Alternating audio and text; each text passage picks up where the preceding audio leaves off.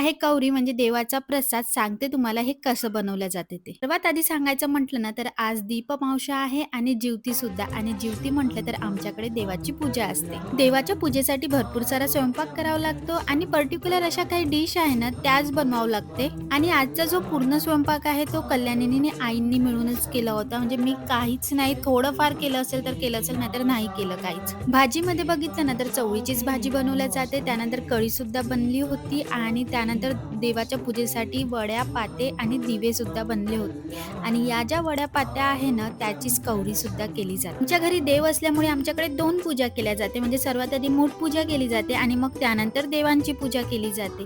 आम्ही सर्वांनी पूजा करून घेतली आणि मग त्यानंतर आरती वगैरे केली. आणि हो, पूजेसमोर जे वडे, पाती आणि दिवे ठेवली आहेत त्याचीच कवरी बनवल्या जाते. आणि प्रत्येक वर्षी तर आईच कवरी बनवते, पण यावेळेस कल्याणीने बनवली होती. आणि हा जो प्रसाद आहे ना तो फक्त देवाच्या पूजेलाच खायला मिळतो आणि खरंच खूप छान लागतो. तर असा होता आजचा व्लॉग. भेटू पुढल्या व्लॉगला.